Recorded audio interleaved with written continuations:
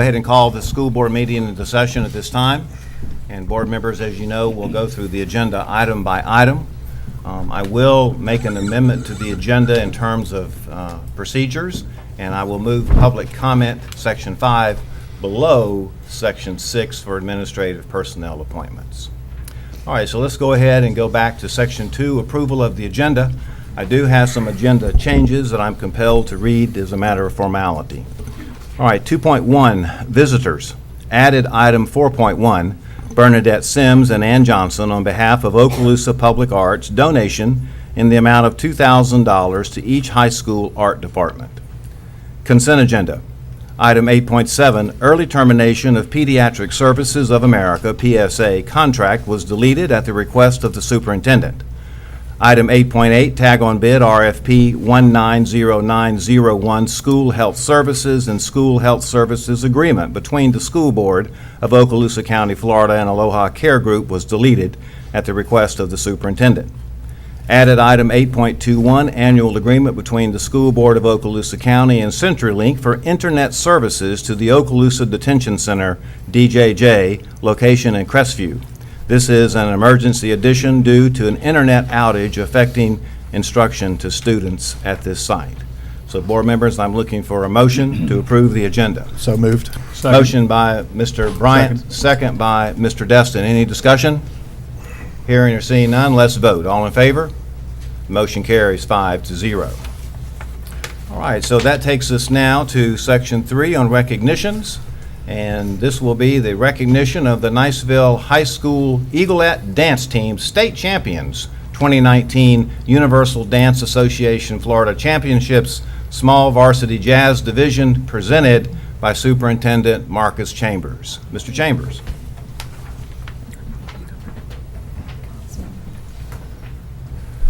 And good evening. Hello.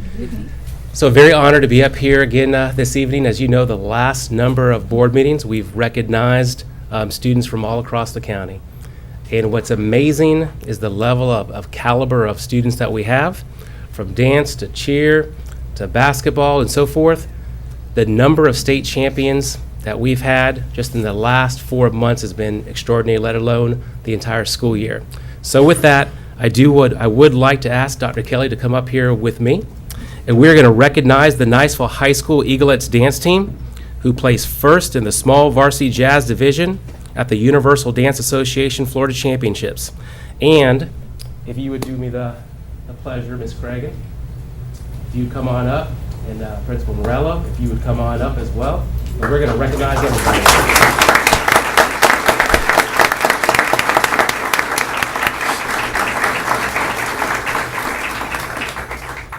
You want to give a 5-minute speech or anything? I do not, but he's welcome to. Okay. So I'll borrow a line from Dr. Hale. Chalk has a phenomenal dance team as well, and Dr. Hale stood up here one night and said, you know, the Florida High School Athletic Association doesn't recognize dance as a competitive sport. But let me tell you, when it comes to instruction that they receive from their coach, practice and work time, and level of competition that they participate in, that is every much as bit of a sport as anything that we do at NHS. And then a really quick story, Coach, if I could, I know I got my 5-minute cap there. How many? Right before their competition, Coach Cregan said to me, she has a very young team, a lot of freshman team, and she said she was a little concerned about just the mental toughness of this group as they headed to their first competition. So she asked me if I would come give them like a pregame speech before they left for the trip. So I channeled my inner Coach Morello, and I got in there and I gave a good speech. So they go down there to the state competition. I'm getting some updates, but I know this is the final day and they've made it to finals. And Miss Nigel Taylor is an assistant principal with us, and her daughter's on the squad. So she sends me a text and says, call Coach Cregan immediately. As any principal in this room knows, that's not good news. Somebody got hurt, somebody ran off. So I called Coach Cregan, and there's just silence. And I said, hello? And then suddenly there's a dozen teenage girls shrieking into this telephone. Ah! So wait for that to get done. I said, okay, interpret that scream. And it was, we just won state. So super proud of those girls. And then on the backside of this, and this girls, this is just our little thing, how touched I was. A couple days later when we get back into town, Coach Cregan says, I thanked her for the ball and stuff. She said, you understand, when we won and then we got assembled outside, one of the first things the girls said was, we got to call Mr. Morello. So I was humbled and flattered that you all thought of me during that proud time. So love you guys, very proud of you. Very proud of you.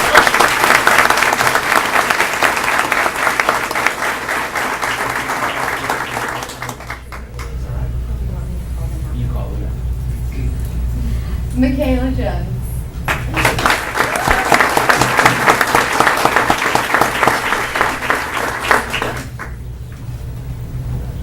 Thank you. Avery Wright.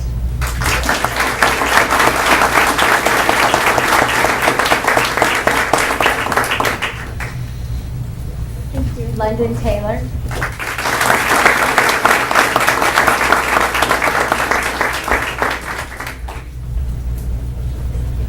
Caroline Swanek.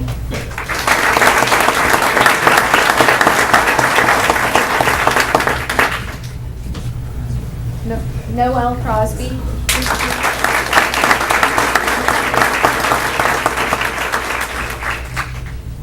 Leah Peoples.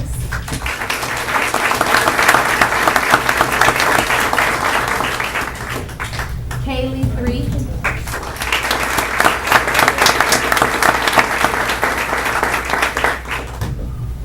Libby Marion.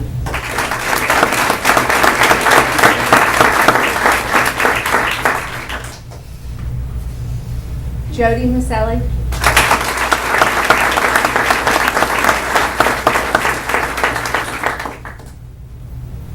Molly Brooks.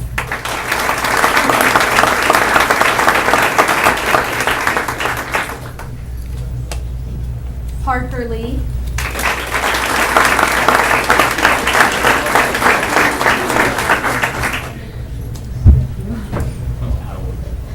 Kendall Woolley.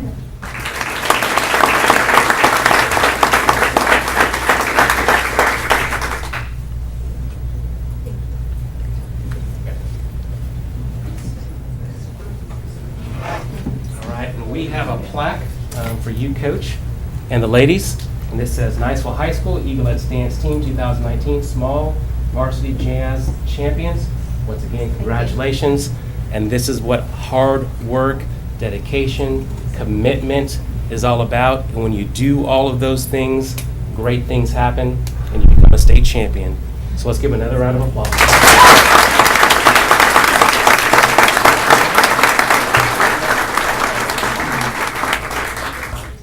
So we're going to take a little picture. Yeah, they're fine. They'll just, everybody will squeeze in Squeeze really on in. tight.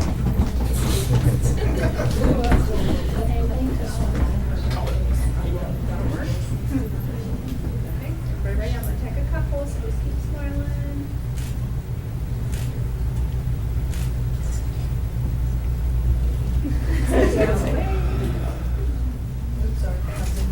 Come on now. Sorry. Jill's moment. Good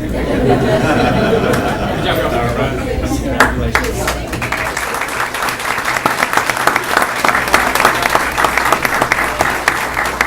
Congratulations. Congratulations, Mr. Chambers. Sir, if you'd like to just remain there, the next item is yours as well.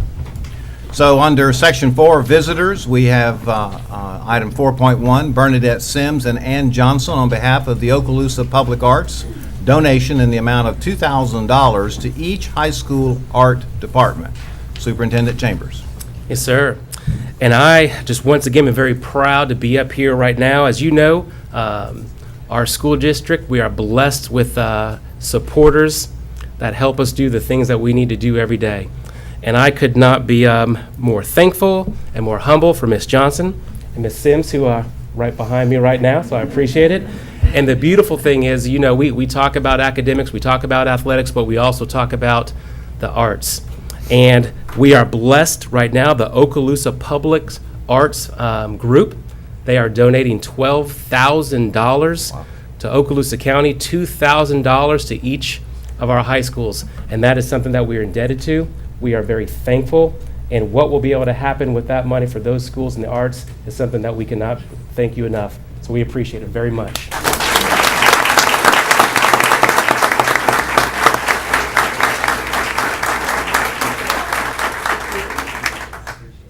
Y'all want to say anything? Yes. Of course. Of course. Yes, we do. I'm Ann Johnston, and this is Bernadette Sims. And so we are representing Okaloosa Public Arts. And I'm going to sort of introduce Bernadette just a little bit because she has the money that she's going to give out. Okay. We have come before you as a community art group. that primarily puts art in public buildings in Okaloosa County. We have art, for instance, on a rotating basis at the Okaloosa Administrative Building in Shalimar.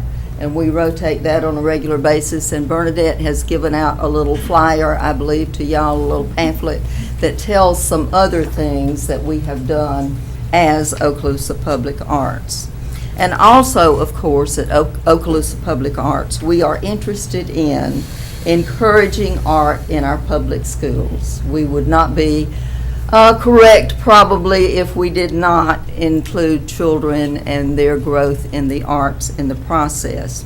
So at this time, we would like to provide financial assistance to our 6 high schools in the form of $2,000 to each school for art supplies and support, however they may determine they need it, because knowing that each school is individual and different, their needs may be quite different. We strongly believe that students have unlimited potential in learning to express themselves through art as well as other means, and we certainly support your teaching and your guidance to those students, to all of our students, so far as the arts go.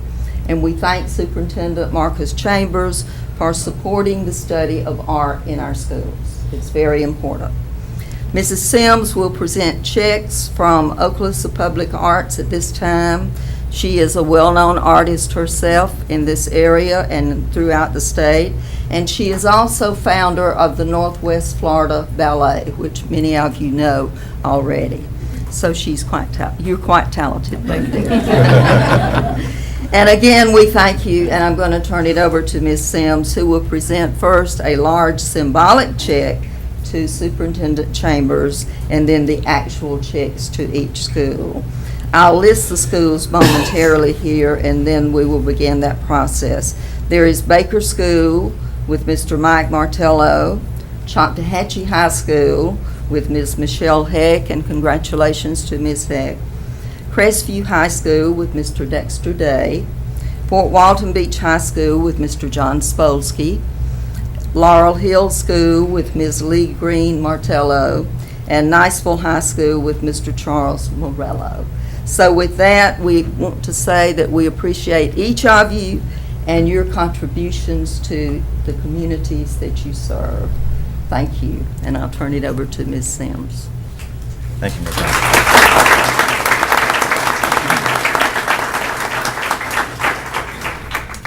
Well, I think Ann is a much better public speaker than I am. That was wonderful, Ann. I just wanted to tell you a little story. It's supposed to be a true one, and it touched my heart, and it might touch your heart. I don't know. A new baby comes into the world. A young couple is struggling to make ends meet. They live in a less than desirable neighborhood where there is a high crime rate and bad influences. The father can't seem to take the pressure, commits a crime, and goes to jail. Fortunately, the mother is a hairdresser and manages to take care of herself and her child.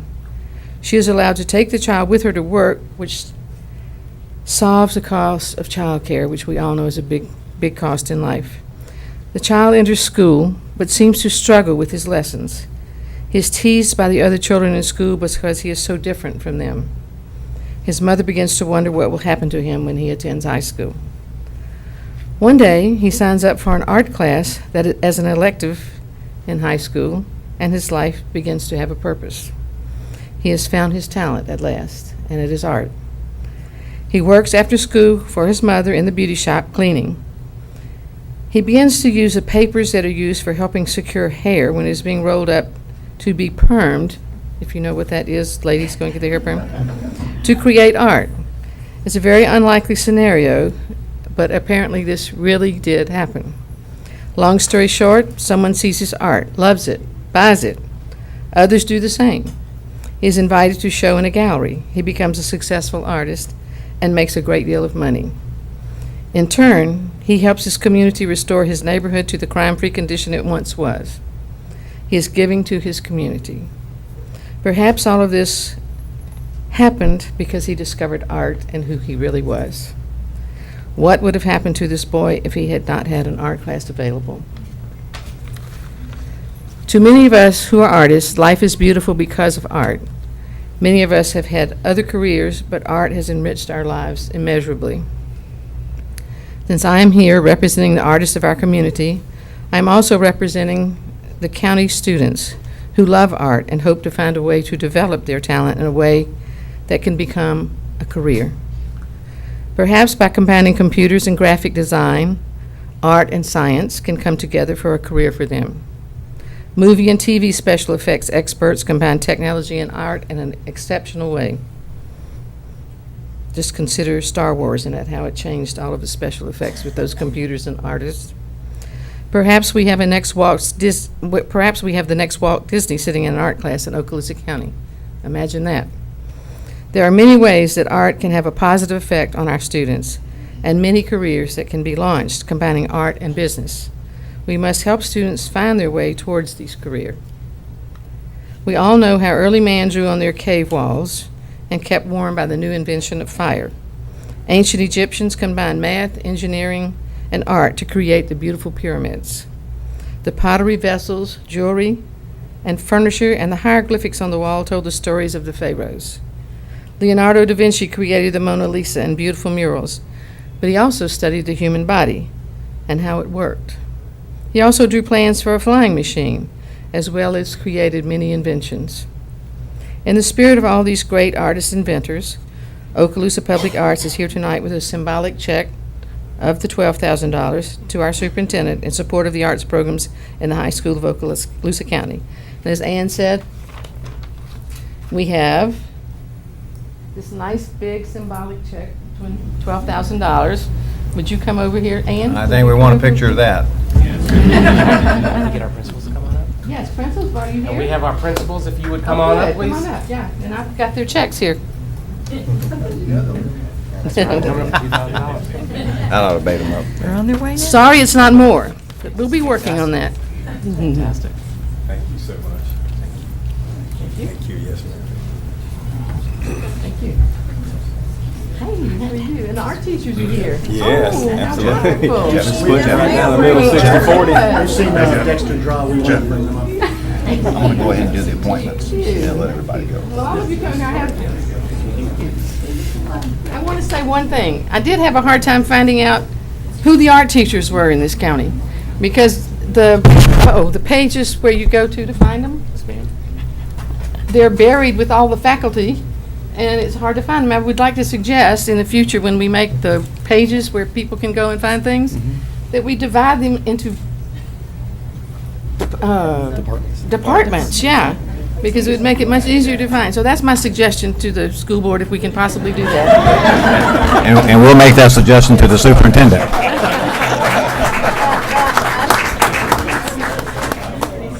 Pass that along.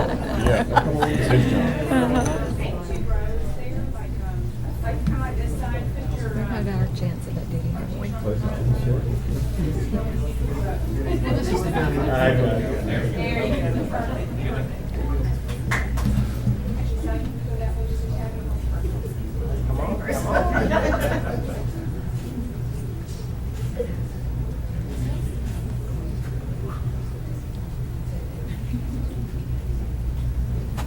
Thank you so much. Thanks. I'm going to give everybody their check while we're standing up here, okay? Boy.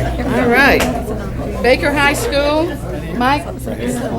Hey, Mike, nice to meet you. This is really helpful. Takahashi High School, Michelle, how are you tonight? Good to see you. Crestview High School. Yes, ma'am. This is Mr. Dexter Day. Absolutely. Thank you so much. That's him, ma'am. Yeah. Good job. Fort Walton Beach High School, John Solowski. Okay, hi. Nice to meet you. It's good to see all these people and know who they are. Laurel Hill School. Lee Martello? Yes. Okay, nice to meet you. Niceville High School, Charlie Martello. It's a little different name. It's close to it. I get her emails all the time. Thank you very much. And I want to thank all of these great art teachers, because they really produce some wonderful art shows. And I'm so proud of every one of the students who enter, like the Destin Arts Festival and all of the arts festivals around. Their work is phenomenal. It just really is. So these teachers are doing a wonderful job. You guys are doing a wonderful job. You're doing a wonderful job. We are proud of everybody. So, Thank you, Ms. Thank you Thank very you. much. We appreciate it.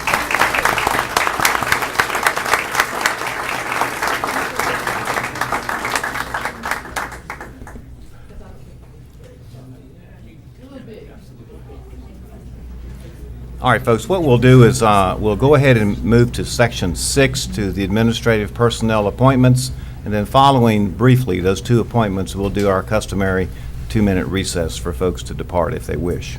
So moving on to item 6.1, appointment of principal Shoal River Middle School, recommended by the superintendent for approval. And colleagues, after the motion, I would like to make the second, unless someone beats me to it. All right, Mr. Chambers. Thank you, sir. So I am honored to come before you and present these recommendations. And first, we have Mr. Craig Miller. And Craig Miller was born and raised in Crestview, Florida, and attended Bob Sykes Elementary, Richburg Middle School, and is a graduate from Crestview High School. Mr. Miller holds a bachelor's degree from the University of West Florida in psychology and a master's degree in curriculum and instruction. And he is also certified by the Florida Department of Education in the areas of educational leadership and school principal. Mr. Miller began his teaching career in 2004 at Meigs Middle School, where he taught talented and gifted social studies, and also coached the boys' baseball and basketball teams. Mr. Miller has served as an assistant principal at Niceville High School for the last 10 years. Mr. Miller is very excited to be returning back to his roots and work with the teachers, parents, and the community of Shoal River Middle School. Looking for a motion, board members? So moved. Motion by Mr. Bryant. Mr. Bryant, I'll pass the gavel to you, sir. And I'd like to second that motion. Okay. With that, all in favor? Vote passes 5-0. Congratulations.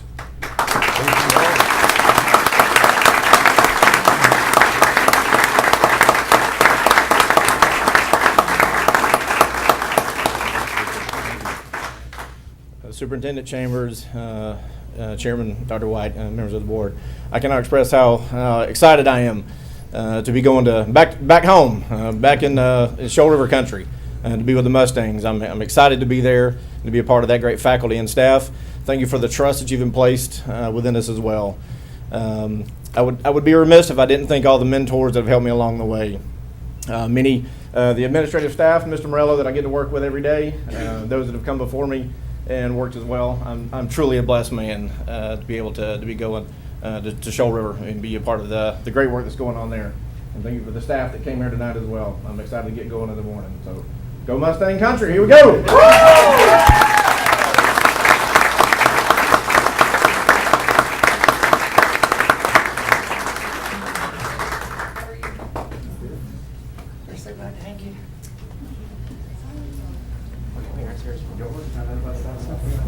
We did our intel, we did our research.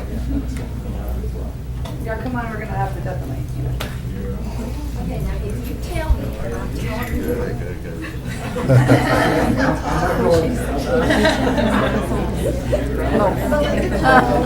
and I was in Richburg, that's why I said that. Come on, families, y'all can get, let's let the family get in here. Where's the family? Come on, y'all. We've got 14. You got it. Or do the math. Yep. 14. Get over here. Miller family, I'd love to get on the other side. Everybody's, okay, you want to see? Yolanda.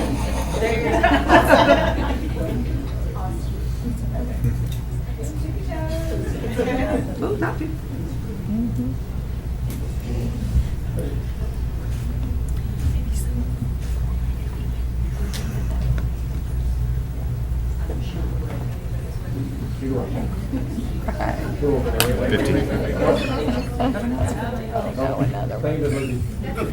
Anybody else? We might need some nutrition before the meeting's over. No. Dinner? Might be good. It's a little snack. Congratulations.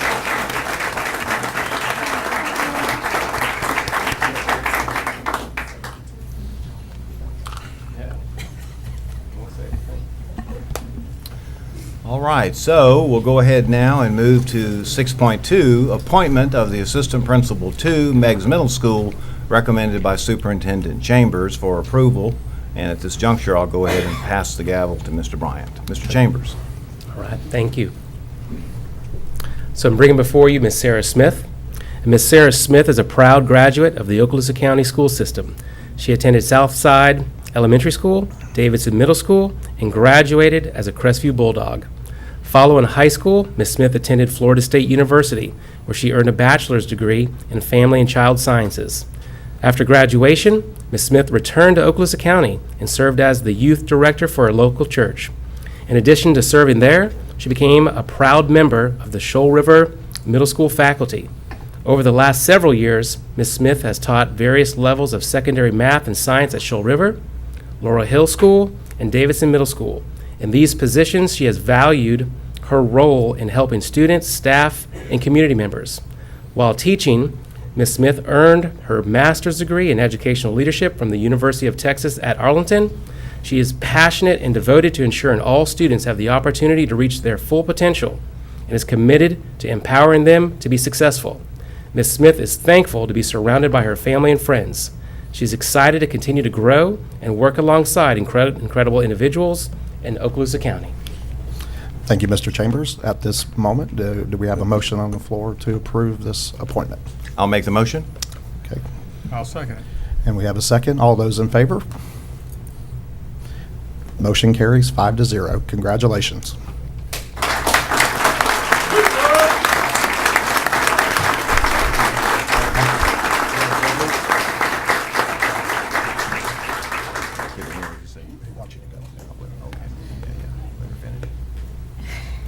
Thank you, Mr. Chambers, for your recommendation, and thank you so much for your belief and your support. I'm very excited about working again with Miss Lamb. She worked at Shoal River when I first started, and her support with Miss Martello has been incredible from the start, and I'm very, very thankful and excited to be a member of the Wildcat team. So thank you very much. Congratulations again.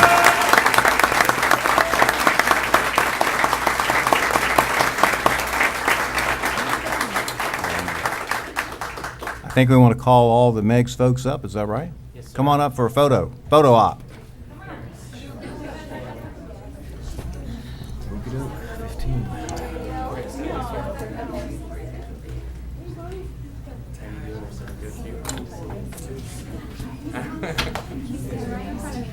think he wanted you to go. Yeah, when they're ready. I'll stand in the back. You can just stand right here. Oh, the vomit.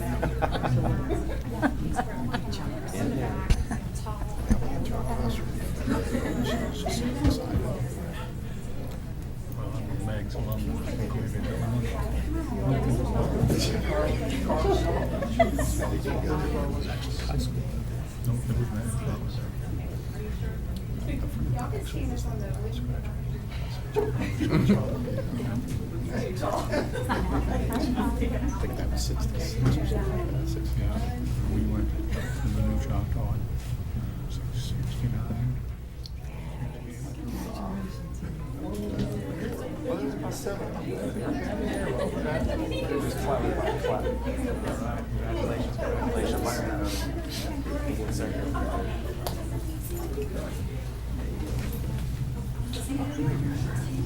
All right, congratulations again.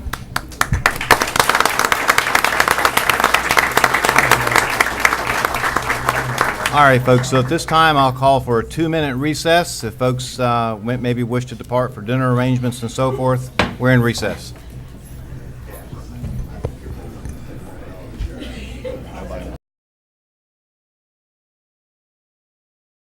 We'll move back up to section 5 on public comment.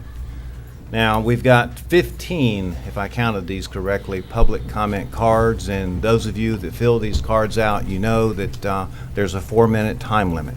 And I'm going to try to go by that pretty strictly tonight because, quite frankly, there are so many, and you can do the math and you can see how long we're going to be here for all of this.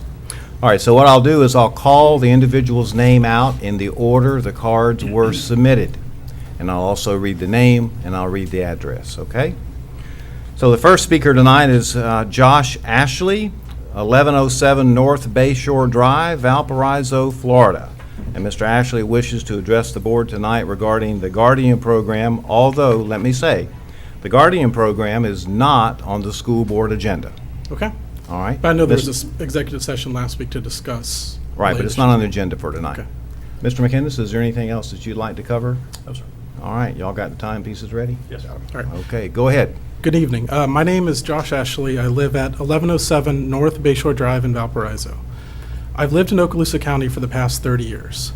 I attended Destin Elementary, Bruner Middle School, Destin Middle School, and graduated as valedictorian of Choctawhatchee High School in 2003. I do not exaggerate when I say the education I received in this county is the greatest gift anyone has ever given me. So after college, I decided to come back and make my living here as an engineer, because this is and always has been my home. Now I'm a proud dad of two young children, ages almost 3 and 4, who will be entering Okaloosa County schools within the next couple of years. I am deeply concerned about the recently passed Florida state law, which will expand the so-called Guardian Program to potentially include arming classroom teachers. Simply put, I do not want my kid's kindergarten teacher to have a loaded weapon in their classroom. I would like to encourage the school board to consider not implementing the Guardian Program, especially with regard to classroom teachers. In this state, standardized test materials leak every single year. I do not believe that guns will be any better protected. At the very least, because I know reasonable people can disagree on these very charged subjects, I beg of you to give us as individual parents options. Designate some schools as not participating in the program, and allow zoning waivers, so those of us who don't want this shoved down our throat can send our kids there. Let us know which teachers are guardians, and then give us an opt-out from our kids being forced into those classrooms. We allow parents to opt out of some PE requirements, some sexual education material. For the sake of decency, please allow us as parents to opt out of individual classrooms or schools containing loaded guns. And if the law doesn't give you that flexibility, then again, I implore you to reject implementing the Guardian Program until the Florida State Legislature gives you that flexibility by amending the legislation. One day, I fear that a tragedy will happen within the Guardian Program.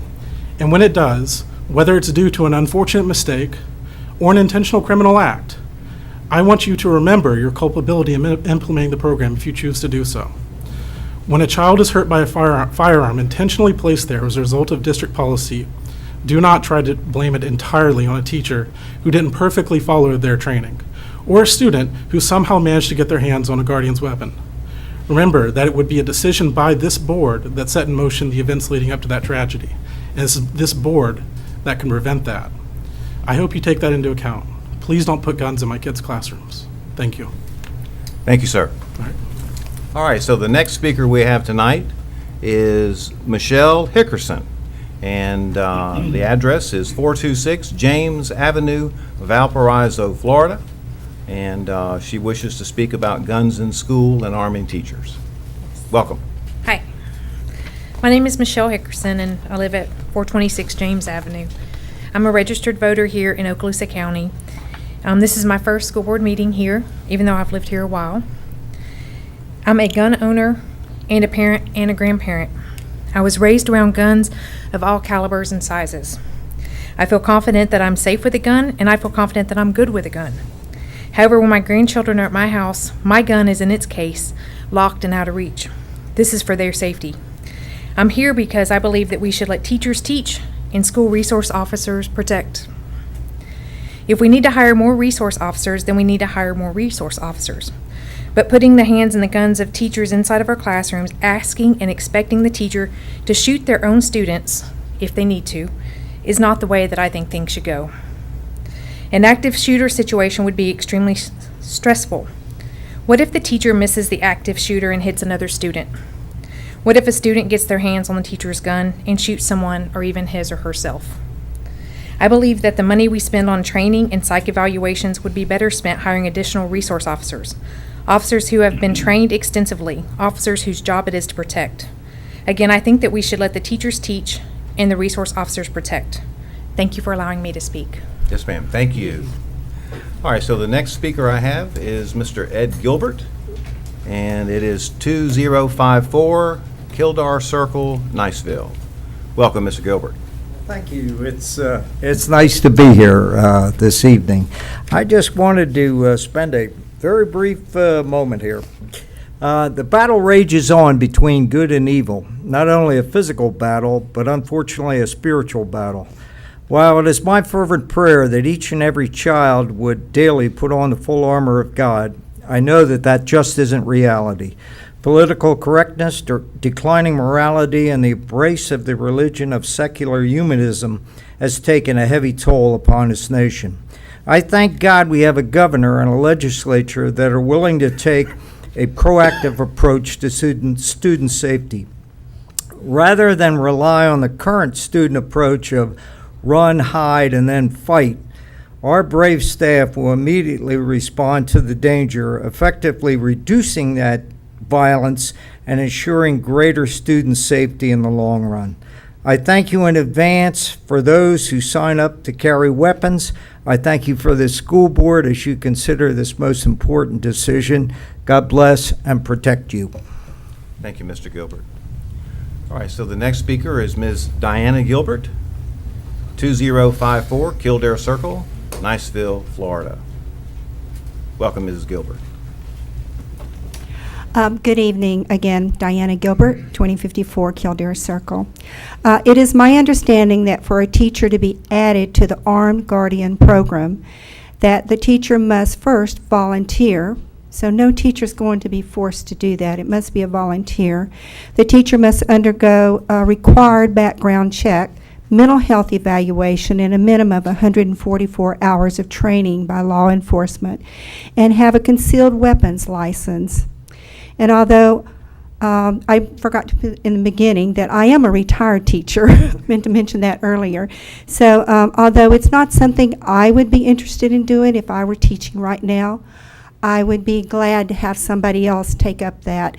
And especially where I was teaching, my building, my classroom was in a building not attached to my school, and we were kind of out by ourselves. So I would have been glad, if things are the way they are now, to have someone do that.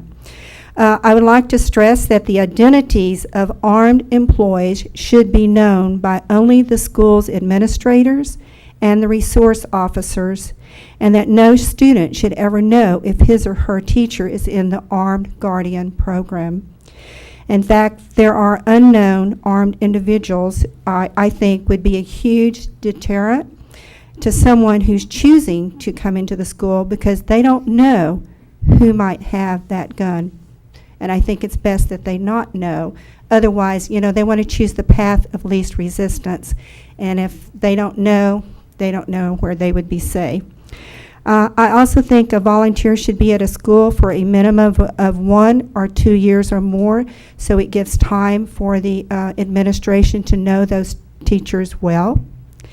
And I also believe that the armed volunteer, should have the gun locked up at all times and a key with them at all times and not in an unlocked desk. I think there should be a limit to individuals in the program depending on the size of the school. In addition, some schools may have volunteers and some may not, because some schools may have that. So I don't think that should be a problem. So I would like to recommend that you, whenever you do vote on it, that you would accept the Armed Guardian Program, whether we implement it soon or later. But I think it's an option that we should think about and have ready for us if we need it. Thank you. Thank you, Ms. Gilbert. All right, so the next person to speak is Mr. David Vale, I believe, 8370 Thames Road, Baker, Florida. Mr. Vale, please come forward, sir. Yes, sir. My name is David Vale. Like you said, I'm from Baker, Florida, and I'm nobody special. I'm just an ordinary country boy from Baker. But just it's just close and dear to my heart to of the situation about guns in school. And of course, we're addressing this issue because of a lot of maybe mass shootings and things that have gone on in the past with shootings. And mass shootings rarely happen, far as the ability to use a firearm to protect against a shooter in a mass shooting rarely happens because it often happens in gun-free zones. Mass shootings are 1% of our nation's homicide, less than 1% of our nation's homicide rate.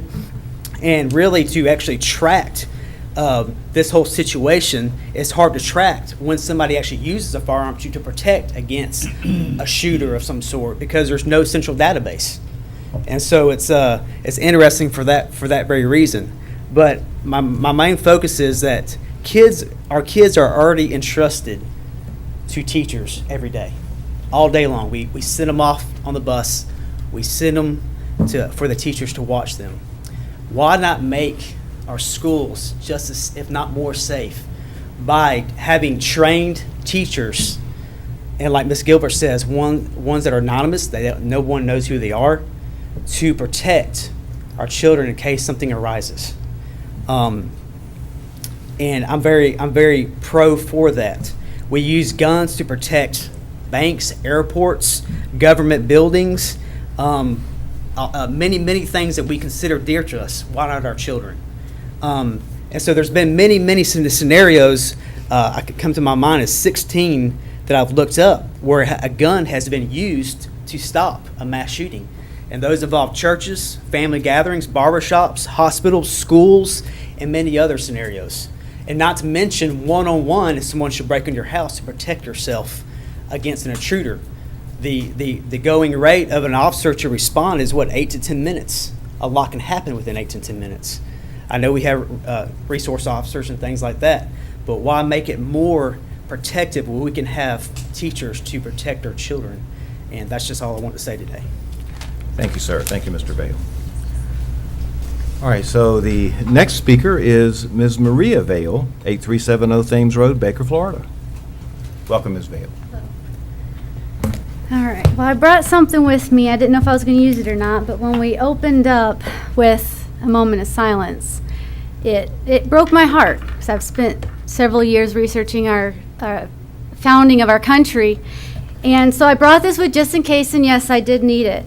These were the two things, the New England Primer and the Holy Bible, that we used in our schools. And those men that studied these two were the masterminds of our United States Constitution and Bill of Rights, and the best country ever to exist since man's creation. And so it breaks my heart we have In God We Trust out there, and you all up here. And now we're having to talk about SB 7030, the Guardian program for guns in school. So that's sad. I was hoping the children, some more younger people would be here to know these were the two items, the two textbooks in our school.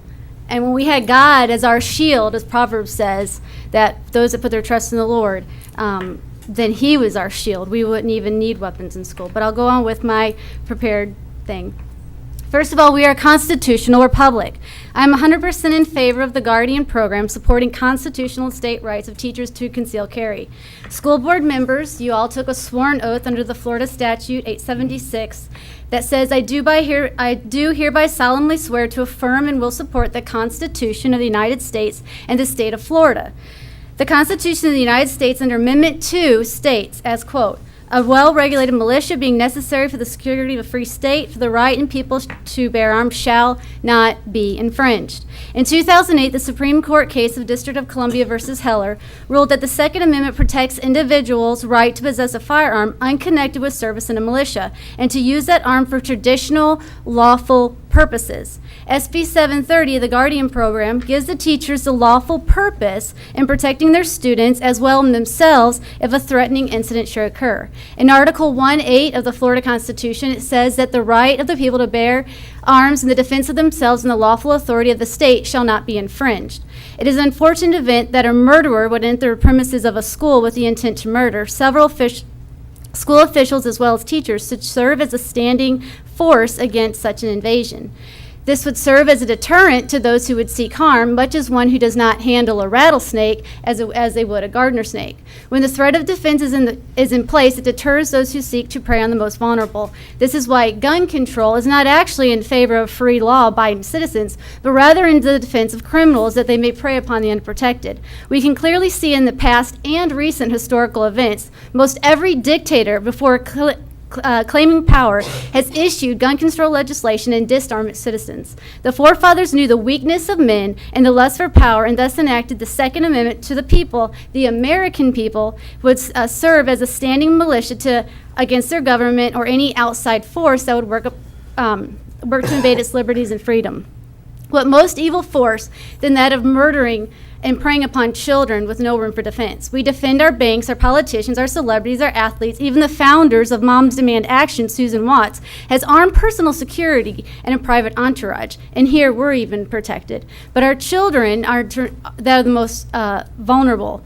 What else are we to strip from our children? We've taken away God, we've taken away the Holy Bible, we've taken away prayer, we've taken away their purpose in life by telling them that they are a product of evolution, not specially chosen, made in the image of God. We've taken away their innocence with our vulgar sex education programs, and we've taken away their boundaries by stripping away all definitions of marriage and biological sex. And now we dare to take away the right to protect them with no defense in place. How wretched have we truly become? We must gain our ground back or lose it forever. I will end with a quote from Edmund Burke.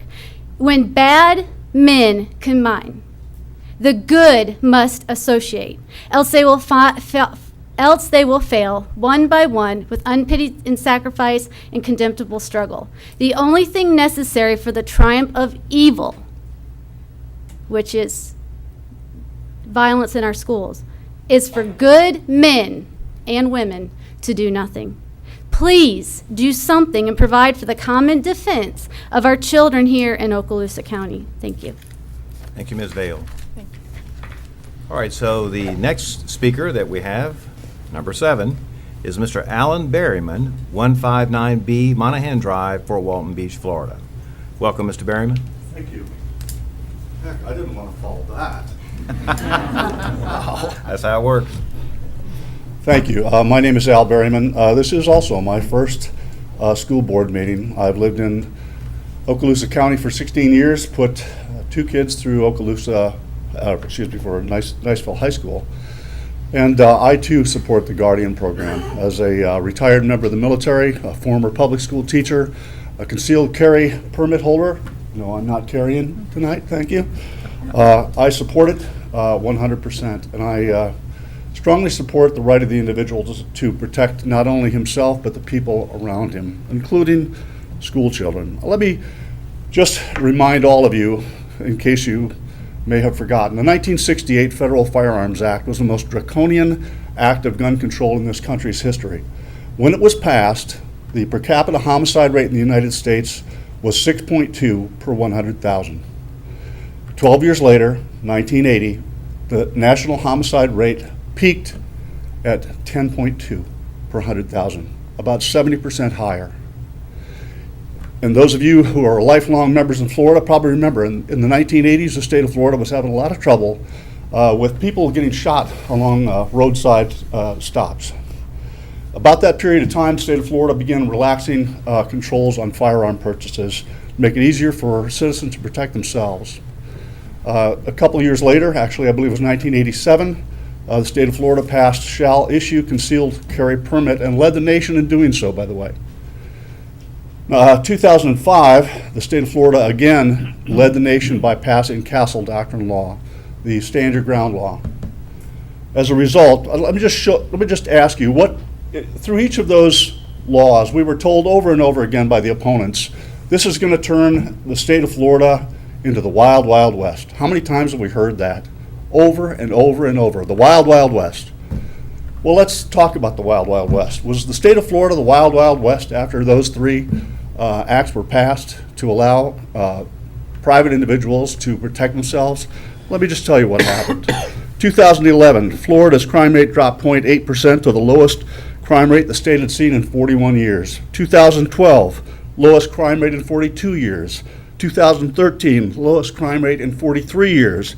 2014, crime fell 4.9% to the lowest rate in 44 years.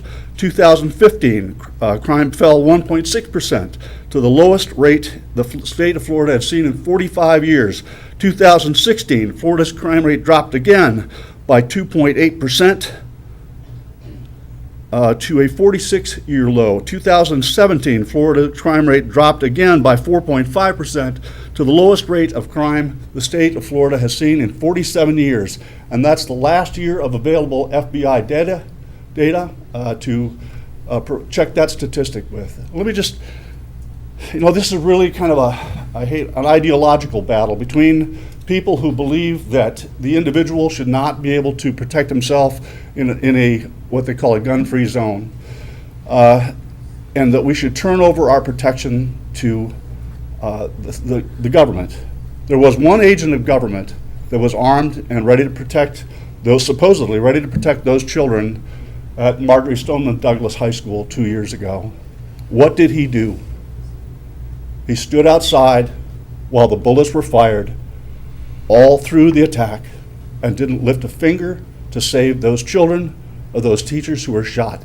That was the person that the taxpayers and the students and the teachers and the administration put their trust in, and he stood outside and protected himself and didn't lift a finger to save anyone but himself.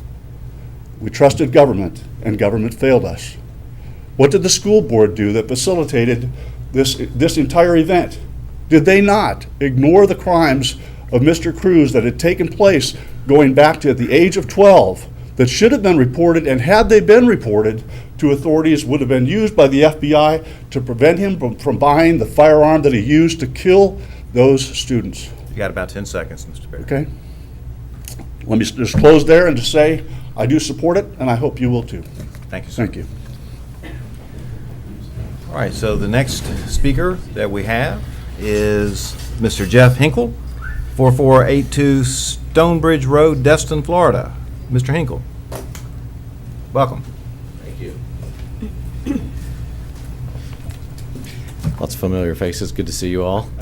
My name's Jeff Hinkle. I have a personal stake in this law. My oldest son is a survivor of Virginia Tech, the massacre there. He was at the building, and I have talked to him extensively about it, and it's an emotional issue. His comment as a person that was directly involved in the heinous act that went on there was that he wished that somebody would have had a gun. Somebody would have had one step up on what law enforcement calls the force continuum to be able to counteract that person that was doing the shooting. We've seen in some recent shootings, the Colorado shooting, that the real first responders are actually the people that are there on the scene during the shooting. We saw 3 heroes, Kendrick Castillo, Joshua Jones, and Brendan Vale. They all reacted immediately to tackle the shooter in their classroom. Unfortunately, Kendrick sacrificed his life when he was wounded, and several others were wounded as well. But they do believe that they are heroes and stopped further killing in that environment. We also saw it recently with the UNC shooting with Riley Howell, another hero, another real first responder, the person that was there at the scene. Kudos out to law enforcement, but law enforcement can't be there all the time, right there. Just like in here, we have a law enforcement member here, and that's great. But if something went on in another part of this building, could he stop it right now? I don't know. It takes a while to get there, right? Would he stop it? I don't know. We've seen that in the, as another person mentioned, in the Miami shooting. They're people too. They're people just like us, and the uniform doesn't turn them into a superhero. So. I also have a very good friend of mine who is the survivor of Columbine that lives here in the area. And she said the same thing. She just, when it was going on, she just wanted somebody to be there to stop it. Somebody, typically with a gun to stop it. Our legislature went through a very in-depth process of analysis. Some of the people here in the county actually got to see those videos as well. And be part of the analysis that went on that spawned out the Guardian legislation. They came up with a program that has been placed forth for this board to consider, to put into place. And they are, I would say, probably a pretty smart group of people. And their recommendations, I would say, should carry great weight when we look at this, because I know none of you would want to be in a situation where you would have to explain to a parent what happened or why it happened to their child after this board had denied the right of those students to be protected in a guardian program by not implementing it. So, you know, I've also heard that, you know, if we put guns anywhere within a school premises, that there's going to be an accident somewhere, somebody's going to get killed, somebody's going to drop a gun and it's going to go off. I mean, these are really silly things. These kind of things don't go on daily in real life out there. And these are just little side issues that people throw up to say, no, we shouldn't do anything. We should all disarm ourselves and wait, hopefully, for the SRO that's at the school to A, know that it's going on, B, be able to make it across campus to where it's going on, and C, to actually act. And the Supreme Court also recently here in the state ruled that there is no duty to protect on behalf of the police officers. About 15 seconds. So they don't have to. There is no duty. There's no consequence. If they say, you know what, I got kids at home, I'm not going to do this, then that's it. We're done. So thank you. I'll end there. All right, thank you, Mr. Hinkle. All right, so the next individual I have is Mrs. Brianne Hansen, I believe, at 1061 Troon Drive East, and there's no city, so maybe you can tell us what city that is. Niceville. All right, thank you. Welcome. Hello. Good evening. I am Brianne Hansen. I am a resident of Niceville. I am a military spouse who has recently become an active registered voter here in Okaloosa County. I am the parent of 2 children who attend elementary and middle school here in Niceville. They have attended 8 different schools. This is the first school board meeting that I have attended because of the Guardian program. It has moved me to action. I'm here today as a representative of the destined group of the Moms Demand Action for Gun Sense in America. We, along with most students, parents, teachers, and school administrators, oppose the proposal to allow teachers to serve as guardians.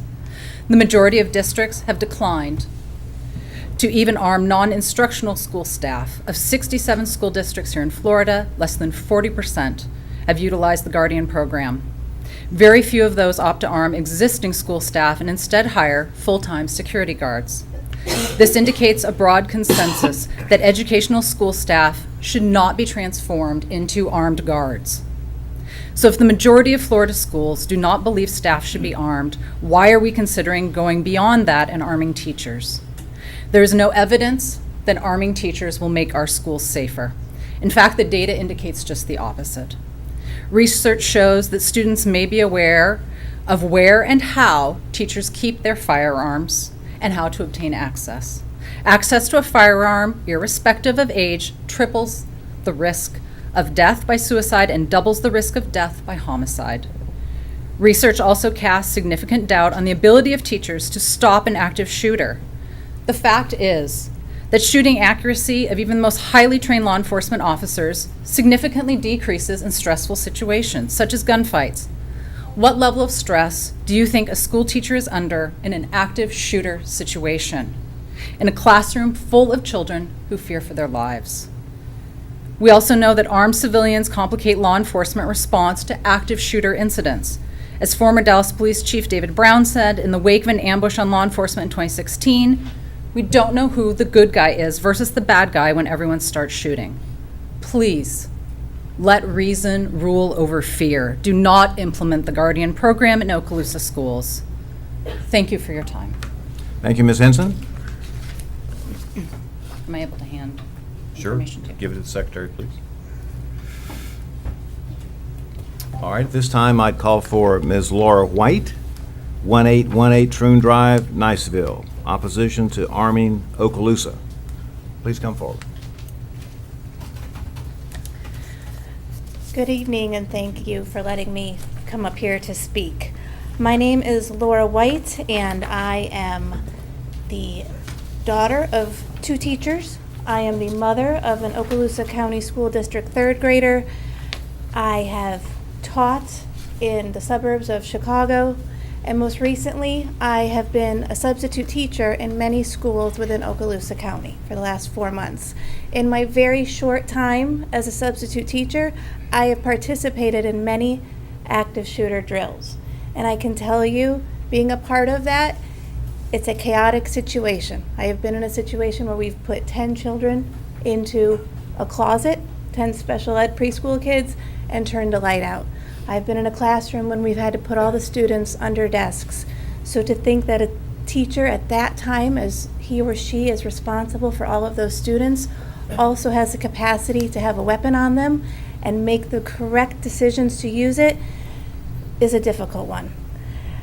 Bryn just mentioned many facts about arming teachers, and I want to go through some examples. I am here as a representative of the Florida chapter of Moms Demand Action for Gun Sense in America. Armed adults can mishandle their guns in schools. Arming teachers would not decrease the risk to students, it would increase the risk. On a single day in February 2018, in a St. Paul, Minnesota third grade classroom, a third grader managed to pull the trigger of a gun in the officer's holster, firing a bullet into the school's floor. At Elliott Point Elementary in Fort Walton Beach, a parent discovered a school resource officer's gun in a faculty bathroom. During a 2-day period in March 2018, a school police officer in Virginia accidentally fired his gun through a middle school classroom wall. A teacher in California demonstrating firearm safety mistakenly fired a round through the ceiling, injuring 3 students who were hit by falling debris. And a deputy in Michigan's school left a loaded service weapon in a middle school locker room where a 6th grader found it. In 2018, a New York armed security guard left a gun on the bathroom counter of a junior high school. An Arkansas school resource officer left a gun in an elementary bathroom. And in Blountesville, Alabama, a substitute teacher discharged his concealed carry weapon that was in his pocket in a 1st grade classroom. And the danger does not always come from mistakes. In Florida, in Manatee County, a school guardian was fired after a discovery that his social media page had a picture of a SWAT helmet with a bullet hole in it and a caption encouraging resisting arrest and murdering law enforcement. In Dade County, a guardian was arrested for pawning his district-issued firearm. And a Marjorie Stoneman Douglas science teacher who said he would be willing to serve as a guardian left his gun in a public bathroom at a beach. It was found by a drunk man who fired it in the bathroom. Now, these may be worst-case scenarios, but it is our job as parents to consider the safety of our children. With stories like these so common, why would we arm classroom teachers? Students don't want this. Teachers don't want this. And parents do not want this.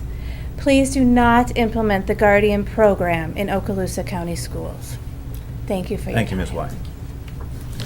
All right, so the next speaker we have is Mr. Jeff Burnett from 6373 Habermas Lane in Crestview. And Mr. Burnett, I think you wish to speak on the half-cent sales tax. I do. All right, welcome.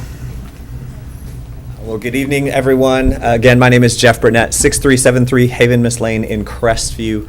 I have the privilege, first let me, I'll introduce myself a little further. I have the privilege of serving as the chairperson of the SAC committee at Davidson Middle School. I also have some esteemed colleagues from the SAC committee who are a little shy to come forward, but I want to thank you, board members. We have a tremendous school district, and we're so thankful for your efforts in making it so. Looking around, even Florida, our academics are bar none. I mean, top 10 in every survey you look at. Our arts, I think we have an incredible art program across our district. Bands, high school bands that would put a lot of colleges strike colleges with envy. As we saw again tonight, we have plenty to be thankful for as far as our athletics. And so we have so much to be thankful for, and really we have you guys to thank for a lot of it, and your direction and your insight. I also want to thank our community tonight. Thank you guys for coming out in support of whatever it is you believe, whatever side of student safety you're on. My concern is kind of a different facet of school safety and student safety. I know that that's our number one concern. We absolutely live in a growing community, and I'm excited that so many areas across our community and across our district are growing. As we know, a chain is only as strong as its weakest link, and I think that we have a short chain of strong links as far as academics, athletics, and arts, like we've talked about. I think when it comes to student safety and when it comes to supporting that chain, I think the weakest link that I could see is that of our facilities, and that's what I wanted to address tonight. I believe that facilities support student safety in the fact that as we grow and grow, honestly, all across our district, we're seeing more and more portable buildings. And occupationally, I had the opportunity just last week to be having a casual conversation with our fire marshal. And he was encouraging me not to get portables on our facilities. And he said, portables are intended to be temporary. And I asked him, what does that mean about our schools? And he said, gracefully, that is not something I want to touch with a 10-foot pole. He was a man of a lot of wisdom.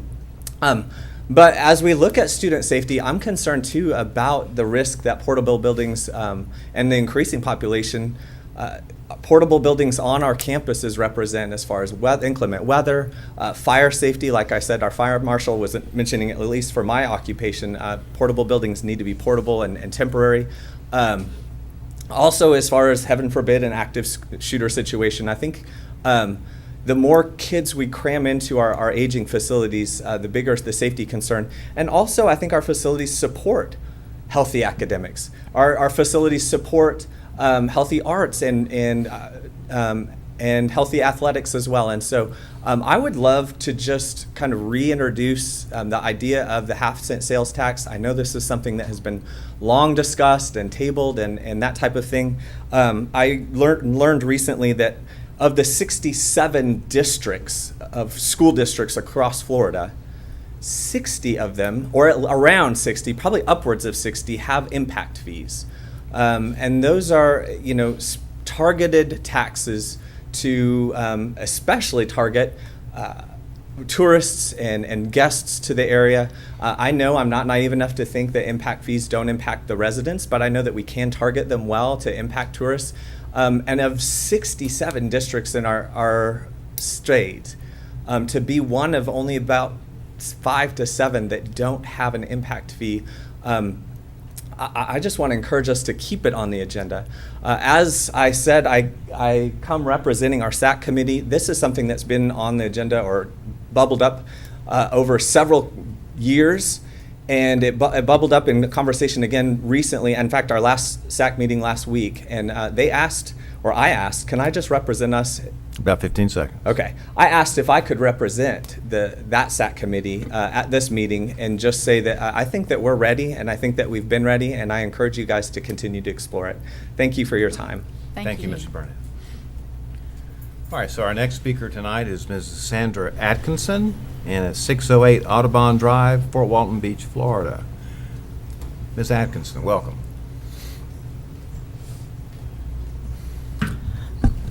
Hi, everybody. Thank you for coming to work today and not calling in sick. No. I know I called each of you and told you that it's going to be a very interesting school board meeting.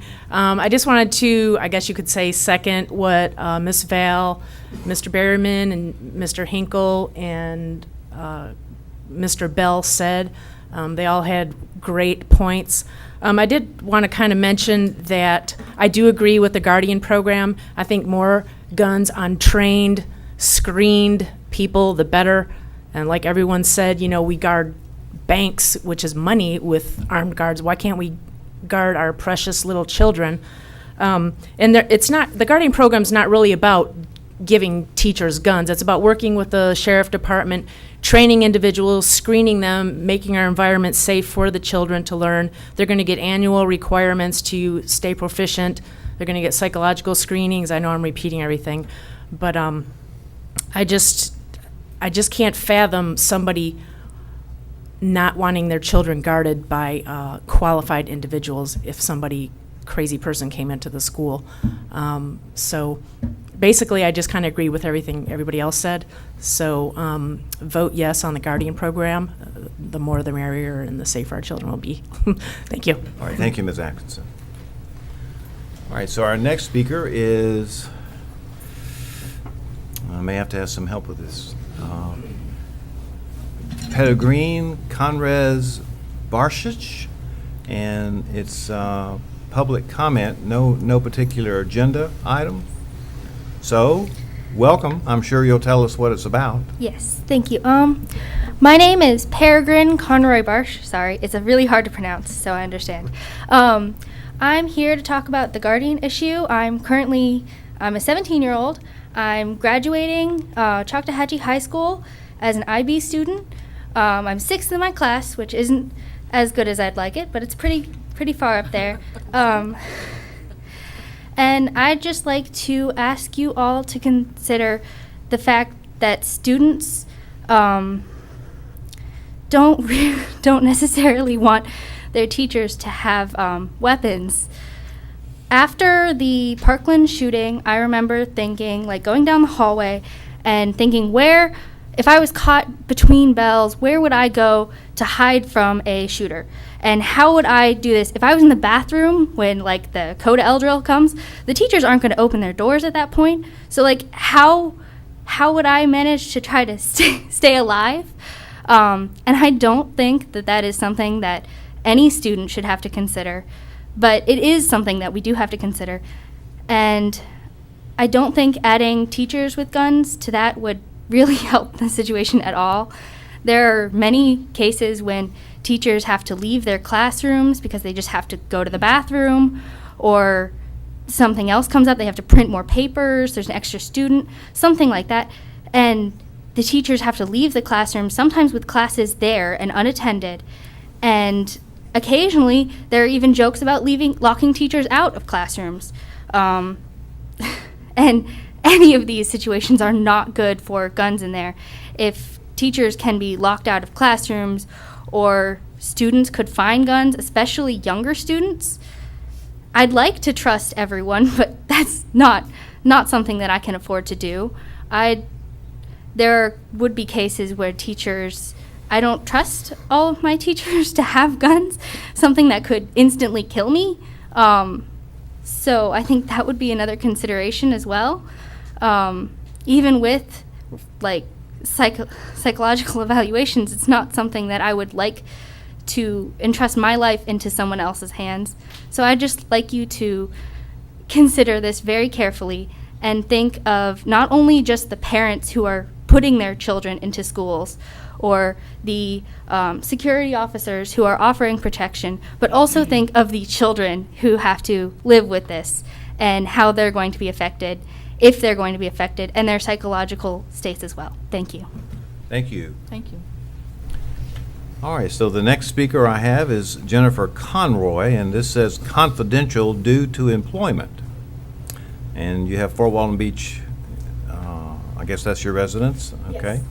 And so I'm not quite sure what you're going to speak about, but I think you're going to tell us. Yes, Your Honor. Thank you, sir. My name is Jennifer Conroy. My address is confidential due to my employment. I've been living in Okaloosa County and working in child welfare here for 10 years. And my daughter, Peregrine, just spoke to you. Now, Andrew. She's one of my 3 children who've been in Okaloosa County Public Schools for the last 10 years. And I have been very proud for my students to be here. I've been very proud to send them to school every day. I know that there are wonderful facilities that our school has. I know that our school resource officers are a great resource for students for safety. As a person who works in child welfare, I hear about the worst things that happen in our community, and there are some very horrific things that happen.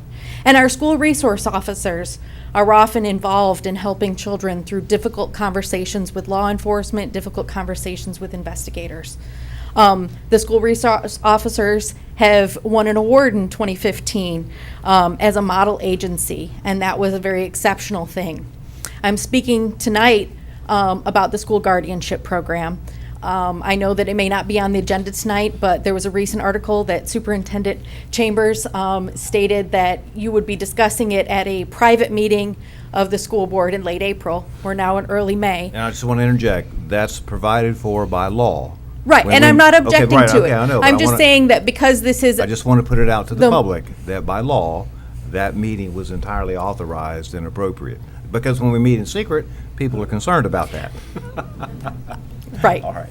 I understand you are abiding by the law. I'm just saying that this is our opportunity for public comment on an issue that you have already been discussing in private. So I think it's timely and appropriate. As a parent, after the Sandy Hook shooting, my son was here in Okaloosa County Schools as a kindergartner at Lewis School. And every morning when I dropped him off and I walked him in, they had a separate entrance for the kindergartners. They were so vulnerable. And I had to think about that in a way I never had before. I have had my children come and talk to me after they've had the drills. My daughter told me about how a teacher had stocked the supply closet with snacks and water bottles and handed them a Kevlar vest and said, "This is to protect you. The door is closing, you are safe in there, and I'm out here." I understand that our teachers would do anything to protect children. But asking them to carry a gun is too much to ask because their job is to be there as a teacher. I've heard the student who died in Colorado referred to as a hero tonight, but he's a victim. He's a victim of our entire society that let guns come to his school. And there was an armed guard at that school, and it didn't prevent him from dying that day. There have been mistakes. My son was at Elliott Point. That's where he was attending when the school resource officer forgot her gun in the bathroom. To hear that, it's horrifying. And I am at the point where I may be taking my wonderful children out of Okaloosa County if we can't be assured of the safety of them in these schools. I may have to take them out of the state of Florida because it is so concerning to me. And I respect very much that some people feel more safe if there's more guns around. I can understand where people come from when they say that. But statistics show that any household is less safe if there's more guns. There's more risk of suicide and accidents. The same thing will be true in our schools. We occasionally have teachers who are inappropriate. 15 seconds. And sir, you did make some comment during my time. So 15 seconds. We've had teachers here be arrested in Okaloosa County, and until we get to the point where we can assure our students that all teachers will not physically abuse them, will not perpetrate any bullying or sexual abuse, that they can be safe from all racism, as this school district has been sued. Thank you, Ms. Conroy. I would ask you to not allow guns for teachers. Understood. Thank you. All right, so the next speaker is Marcus Cody Bell, and I've got 7594 Chablis Circle, Navarre, Florida. Public comment on school guardians and indicating that a child attends Elliott Point. Correct. Welcome, Yes, sir. Thank you. I'm here to speak in support of the school guardian program. Real quick, I just want to say that I'm very heartened and very glad that that I live in a country where we can all stand here and speak our minds about the important things that we hold dear in our hearts, including our children and our children's safety. And I'm very grateful that y'all take this time to hear from us. Just to offer a couple of thoughts. I'm not even going to take 4 minutes here. For those who have concerns about a school shooting situation, a mass attack situation, I'm not an expert, but anyone can go online and watch the videos of the mass attacks. It's really easy to recognize the attacker. It's the person who's shooting children in the face. So it's not the fog of war is not as foggy as many people think, especially people unfamiliar with guns. It's not as unclear as people might make it seem. I was a teacher for 3 years in Pensacola, and whenever I was going through the mass attack drills, as I was crouching under the table, I was thinking, if someone comes in here intending to hurt people, this is not going to prevent anything. This is not going to help. Someone in here with a tool capable of actually killing children, this is not going to suffice as a safety precaution. It's not going to work. And there's studies going on right now with different national entities testifying to the fact that the psychological harm to children of the drills may outweigh the the safety benefit of the drills themselves. 28 states already allow staff to carry, so it's not like it's something new. It's something that the professionals who train the teachers are competent in making it something that's beneficial to the students. The Florida Guardian program is voluntary. The teachers are not being asked to do anything. The teachers are volunteering. They're coming forward. These are teachers who want to protect our students. If you think about that coach that jumped at the attacker in Parkland, if he had a gun in his hand, he would have had a much better chance to stop that attack much sooner. Another thing about the SB 7030, the bill itself, the standards in the bill for accuracy are higher than law enforcement. The standards are higher than law enforcement. So, take that into due consideration. We're okay with school resource officers. How about having teachers that have to attain a higher standard of training and accuracy? And last thought, as of January 2019, 688 guardians have been assigned in the 25 school districts that allow it. So this is something, it's already present in the schools, it's already providing a shield to our students, and I want to encourage y'all to allow our school district to protect our students and to protect the teachers also. For us to have a policy to where the teachers are required by law to die if someone comes into the school with the intent to murder is unconscionable. I can't even imagine it. And as I sat under the tables, I imagined it. And I don't think we should have to subject our teachers and our students to that. Thank you. Thank you, Mr. Bell. All right, and so I have one more, and this is number 16. It's not 15, it's 16. Leah Van Dunsery, I think, 105 Country Club Road, Shalimar, and you're asking for a graduation exception. Yes. I came on such an interesting night.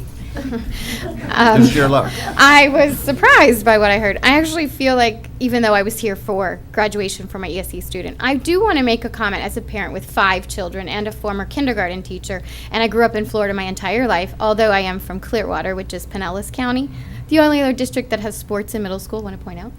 I had no idea this was even on an agenda with the guns, and I just want to say, one thing, they say guns don't go off by accident. Wesley Chapel last week, the SRO's gun went off into the wall. My friend's kids attend that school. So that does happen by accident. And of course it's being investigated, but it was a little scary to hear because it went into the wall, but it could have hit a kid and it was a complete accident. I think putting guns in the hands of teachers is something you should really consider thoroughly and think about it. There are so many other things that I've noticed living in this county and Santa Rosa for the last 11 years that they don't have in place that are in bigger cities like where I grew up. Some schools have no fences around their school. My kids attend Meg's, which I love, and they've been there 4 years, and I volunteer, and I love everyone there. There's no fence around that school. It's shocking that anybody could walk on. A lot of your schools have no fences. We have fences at every school in the South where I'm from. They're completely, and they lock them, and there's only one way in and one way out, one door in, one way out. You can't get in, you can't access. So that's something you could think about, other ideas before you jump to arming teachers with guns. I just wanted to say that and then move on. You got about 2 minutes. Yes, well, it's quick. My son's an ESE student, and there are several, I believe there are 2 different kinds of ESE students. You have ones that have to be in enclosed models and ones that fall into going into general education. In your county, after they get to high school, they sort of fall into gen ed, and there really is no paraprofessional to follow them along, whereas in Santa Rosa, they have inclusion models, which means 10 kids with some ESE or IEP go into a regular gen ed, and they have a paraprofessional comes into the class, and that's amazing. My son did very well. Here, he has struggled. So with graduation coming up, he's almost 20. We've done everything, online courses on top of a full schedule. He again has failed the same few courses, which is English and science, because he was born without a verbal working memory. If you know anything about a verbal working memory, it is what helps you to retain anything when learning. He has 0.116%. That is less than 1%. So everything he does is like, if you've seen the movie with Drew Barrymore, the very next day, the very next hour, he forgets everything he learns. So your exception is when graduation, you can only have one class to go and they'll let you walk. This is a kid who's 20, almost 20.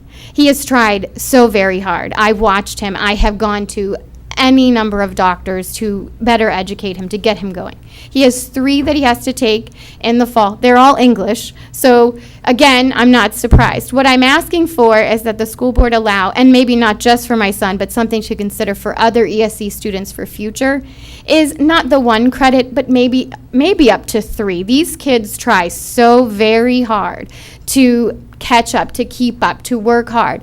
And honestly, right now, Okaloosa is one of the best school districts. That's why we're here. But you don't have that. I loved what Santa Rosa had with that paraprofessional. It really helped, and it made a difference. So I'm asking for an exception that he could just walk on the stage, shake the hand of Miss Heck. I don't need a diploma. Our family just wants to see him do that. Now he could finish in December, come back in May, but you understand he'll be almost 21. And he also suffers from high functioning Asperger's. And to convince him to come back after leaving a routine will be near impossible. And it would be robbing us of my firstborn child and that memory that every parent deserves to have of their child receiving a diploma. So all I'm asking is not for a diploma. I'm not even asking for a fake rolled up piece of paper. I'm asking that he just walks up the stage, shakes the hand, and for pictures and purposes of his family and loved ones, he has that opportunity to leave. And then in the future, for you to consider that other ESE students who are so close to graduating, who have worked so hard, that deserve that instead of having to come back in December and not get that opportunity. I mean, our kids deserve it too. All right. So that's it. Okay. A lighter subject. All right. So, well, it's Well, important, and we know it's important. Considering what we've heard tonight, I feel like it's very much We lighter. understand this is important too. Yes. So now I know just a little bit about this, and I Oh, think you do? Good. I think you may have had some conversations. I have with school districts. I have folks. with Miss Lightbourne and with Mr. Palmer. Yes. And so, Superintendent, is there anything that you'd like to add to this, or regarding those discussions, or since Mom has brought it to the public forum? Yes, and they suggested I come here, and I was asked by another ESC, or one of the superintendents, to come speak to their ESC department about it, and I'm be happy to. 20 years with this child, and I know so much more than I think. I feel like I'm more involved. I know as through the years, parents drop off as they suddenly don't get as involved, and I've seen so many students fall away, GEDs, maybe if they're lucky. I don't want to see that happen, not just with my own kid, but future children. No, absolutely. And I very much appreciate the fact that you're here this evening. I know it's not easy to necessarily come up here. It isn't. My heart is racing. And yet you look calm. I do. Well, So great. appreciate that. I fake it well.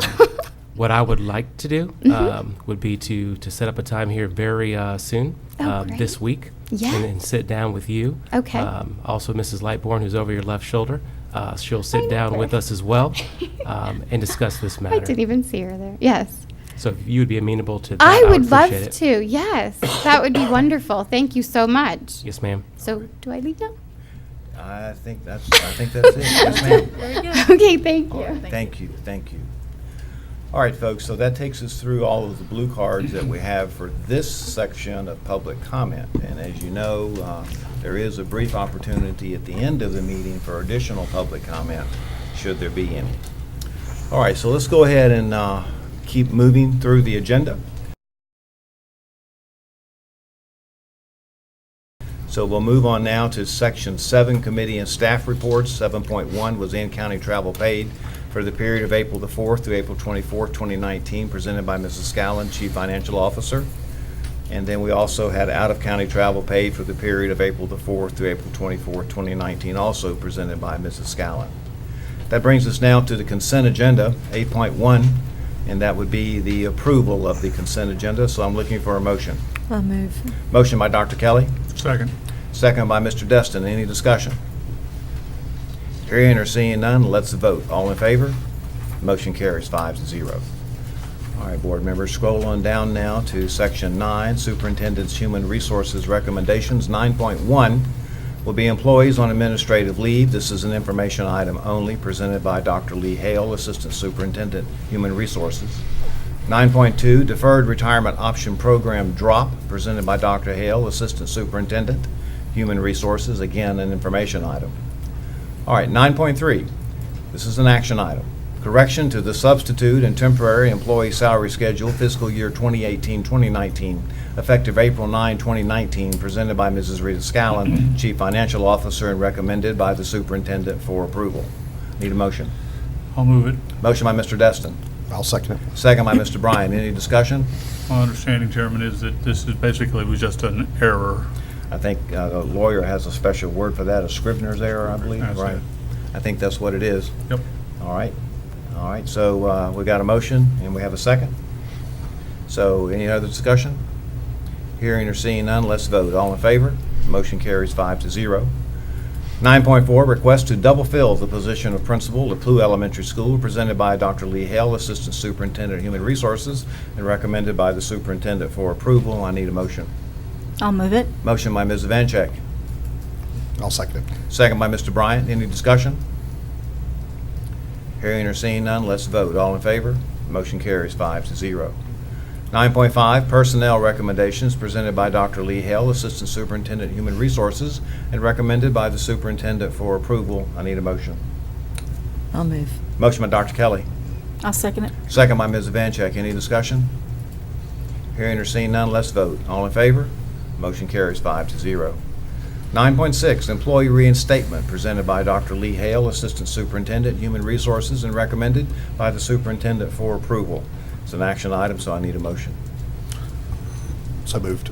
Motion by Mr. Bryant. I'll second it. Second by Mrs. Vanchek. Any discussion? Hearing or seeing none, let's vote. All in favor? Motion carries 5-0. 9.7, employment separations presented by Dr. Lee Hale, Assistant Superintendent, Human Resources, and recommended by the Superintendent for approval. Need a motion. So moved. Motion, Mr. Bryant. I'll second it. Second, Mrs. Vanchek. Any discussion? Hearing or seeing none, let's vote. All in favor? Motion carries 5-0. 9.8, employee transfers presented by Dr. Lee Hale, Assistant Superintendent, Human Resources, and recommended by the Superintendent for approval. Motion, please. So moved. Motion by Mr. Bryant. I'll second. Second by Dr. Kelly. Any discussion?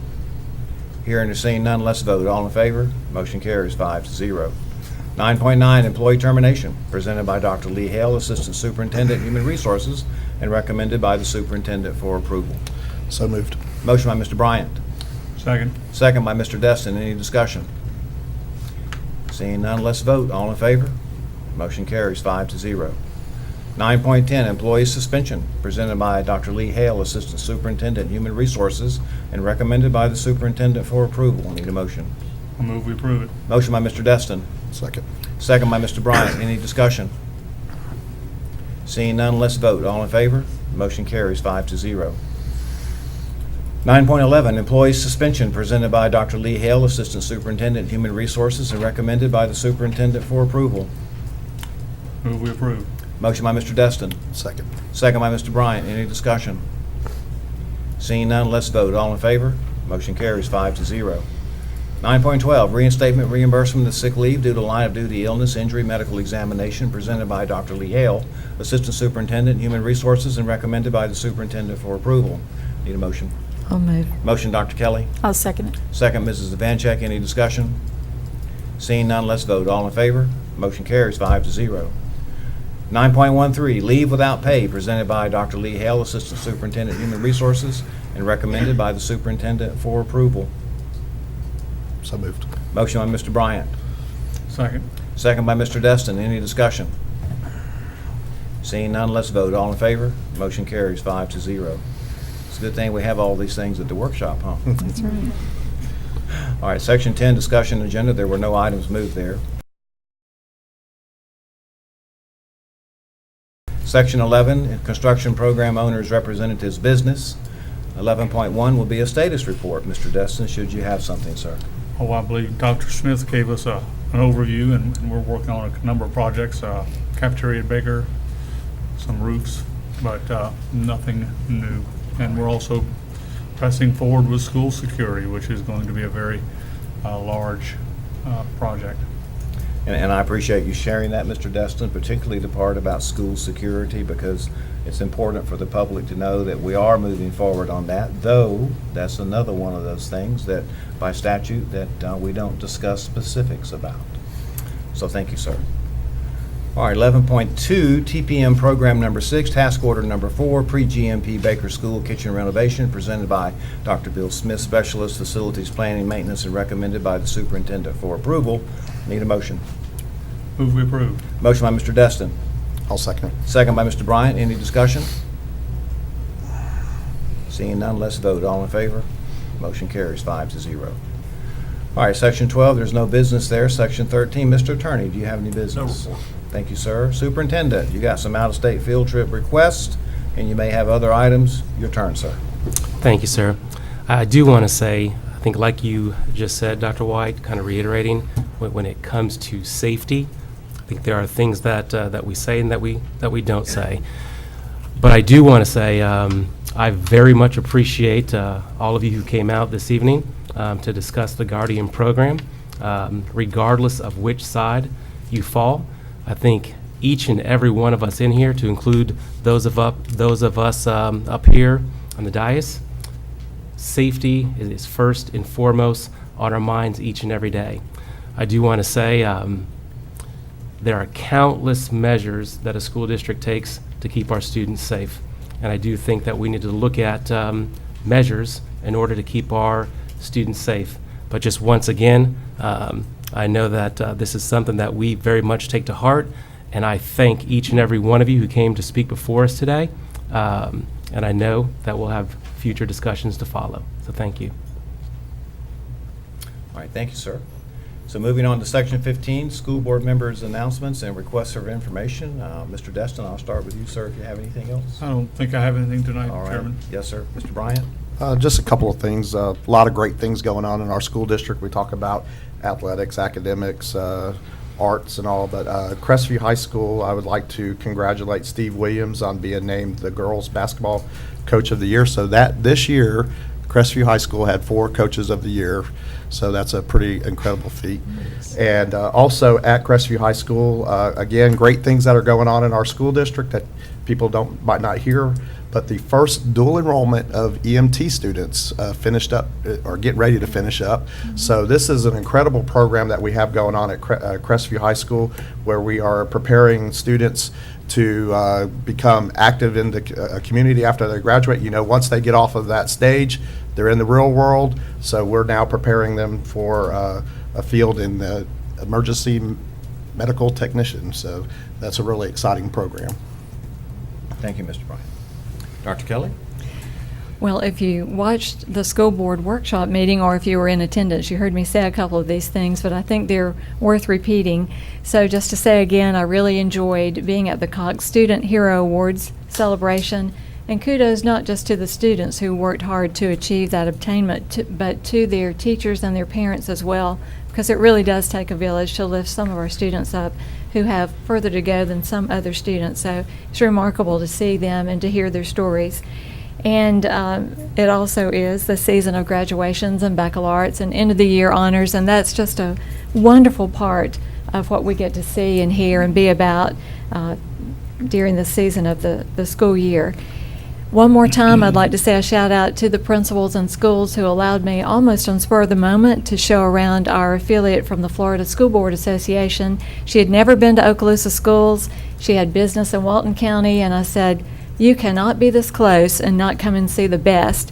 So just thank you to those who let me show off our schools on the spur of the moment. And she did walk away with a great impression of Okaloosa schools and seeing what was happening on the spur of the moment at the end of the year in our schools. I thought that was pretty remarkable.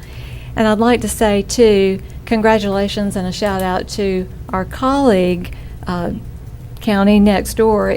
Many of you might know the name Kay Daly if you've been in the school districts very frequently.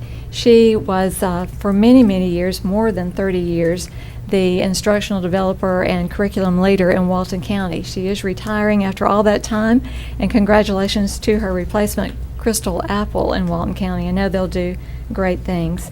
And also, I wanted to say thank you to the Okaloosa Public Arts Group for raising and donating to our schools $12,000. That doesn't happen every day. So Ann Johnston and her colleagues, thank you for that. And certainly as my daughter and I both were participants in the arts in the school district and still go to the arts in times of stress for that stress release. So that's a great thing for us to continue in our district.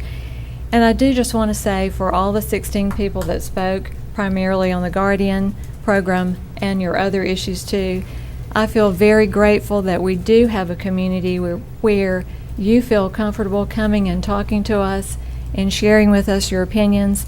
And you've probably heard me say many times in many different forums that whatever happens in society, whatever evolves out there outside the school doors, is brought into our school system.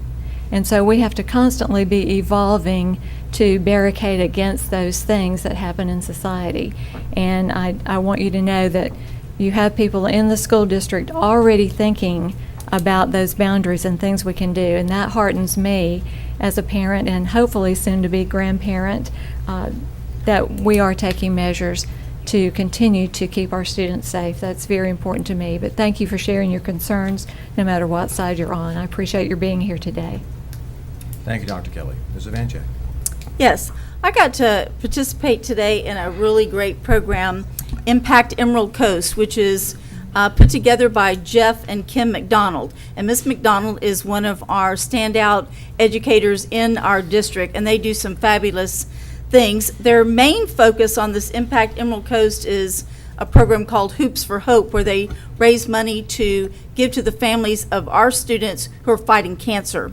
But they wanted to go one step further, and today they did a program called Kids with Confidence, and they took 20 students. Today happened to be out of Mary Esther Elementary, but they've done some other schools, and they took these students out, and they're kids that just need just kind of a leg up and a day to be a VIP.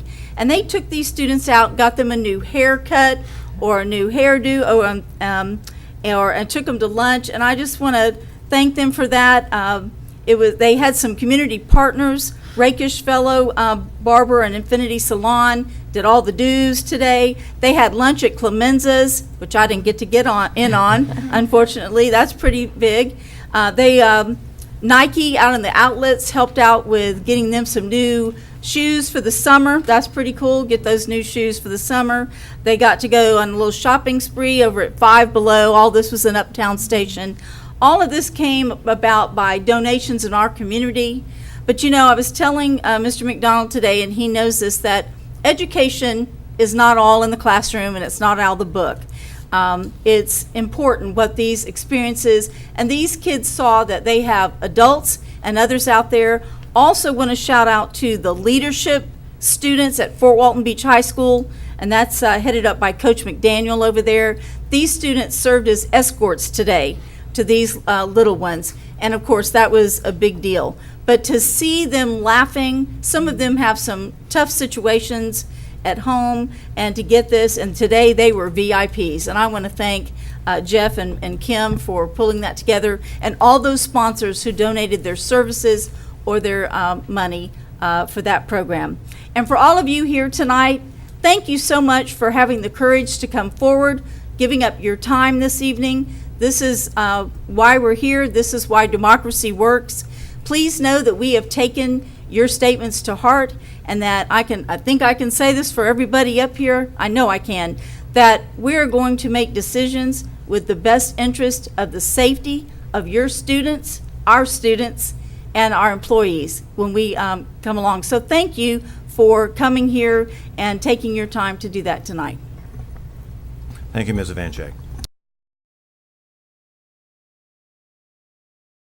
All right, folks, so this now brings us to section 16, again, public comment. Is there anyone else that would wish to address the school board tonight? Yes, ma'am, if you'll come forward and state your name and address, and then you'll have to fill a blue card out, but we'll let you do that after you finish. Good evening. Good evening. Well, I'm new to this, and this is the first time I'm here. Now, by the way, 2 minutes. Okay, it'll be less than that. My name is Giselle Santos Banks. I live at 33 Walnut Avenue in Shalimar. And there was supposed to be something on the agenda for me. It was approved by the superintendent, Mr. Chambers. I don't know if you remember, but I did receive a letter, and I didn't hear anything about it. So that's why I'm up here. It was about reinstating me with hopefully my back pay since I've been on leave. All right, so this is a personnel matter, and But it was routine- on the books for today. Well, it's not on the agenda. So I understand what you're saying, but, so stand by, we're going to get some answers. Okay. If we can, as long as we're not in violation of any kind of HR rule. So let me go ahead and defer this to the superintendent, and then Okay. you may choose to recognize your staff, superintendent. Thank you, sir. Dr. Hale, if you'd come forward. There you go, that was quick. Yes, that action, you were reinstated tonight by the action of the board tonight. Did they approve the back pay? Yes. Okay. Everything went just as it was supposed to go for you tonight. Okay, I didn't hear that, I'm sorry. Well, because we didn't put your name in it. Okay, and so I go back to work tomorrow? How does that Yes. work? Yeah? Okay, perfect, thank you so much. Yes, ma'am. That was easy. All right, well, I think congratulations are in order. All right, is there anyone else? Yes, sir, Mr. Early, come forward, please. You know the drill, 2 minutes. Yes, sir. Real quick and easy. Gene Early, 908 Loma Fay Lane, Fort Walton Beach, Florida. Thank you for your time tonight. Thank you for what y'all listened to, and thank you for your attentiveness through it all. One thing I would request, we have worked on our policies, procedures for the last 2 years pretty strong. My ability to stand here right now is because of one of those changes. I would ask respectfully that we review our briefings for people that come up and change our list, okay, of what we can and cannot talk to. As a board, you can't discuss security with us. By the same token, it shouldn't be discussed in front of you on camera either. If the issue has to do with what we do with drills, if the issue has to do with what our policies and procedures are, I would greatly appreciate a new addition to the policy that Mr. McGinnis or Mr. Chambers or you, sir, stop at that time and remind people, do not talk what we do. And that's all I'd request. Thank you very much. And again, thanks for all y'all do. Appreciate it. Thank you, Mr. Early. And Mr. Chambers, I'm sure you'll get with the attorney, you guys work on that. Yes, sir. Okay, all right, so now, is there any other business? Board members, colleagues? Oh, okay, come forward, Ms. Cox. You want to make a public comment? I do. All right, so we have a 2-minute rule, so state your name and address. My name is Sherry Cox. I live at 407 Spring Lane, Destin, Florida, and I came to speak in defense of the Guardian Act. I really think that it bears noting that nobody is asking teachers to participate in this, that it's voluntary. I just want to be the one person who stands up here and reiterates that this is something that we owe our educators. Nobody wants to be standing in front of an armed gunman or child and be faced with a decision whether or not to shoot the predator. But the reality is that many teachers have lived that exact experience and wish that they had the opportunity. I just feel very strongly, I've studied this, I mean, you guys know that I work on the research side of politics. We know that there are teachers out there who wish with every fiber of their souls that they had been given this opportunity. Governor DeSantis has stood behind that and said, yes, it's time for us to give them the right to choose whether or not they will defend your children. The SRO that is at every school in Florida has the right to choose whether or not to defend your children. He may or may not have, or she may or may not have the opportunity to get to your children in time to save them. To my children, I very recently have involuntarily moved 2 of my excellent achievers to the STEM Academy and Ballet Academy from a Christian environment that frankly does not have this situation because there are numerous fail-safes at that school. Lamar, I think, serves on the board at that very church. No, I Or don't, did. but I am familiar with those folks. So I speak to you as somebody who also has a child in public schools. I speak to you as a parent who does not wish for teachers to have had to make this choice, but I plead with you to give it to them. And that's all. Thank you, Ms. Cox. All right, so let me ask, anyone else have any public comment? All right, so Mr. Attorney, you got anything that we need to go over you can think? Colleagues, we're all good? Staff, we're all good there? All right, so this meeting is adjourned.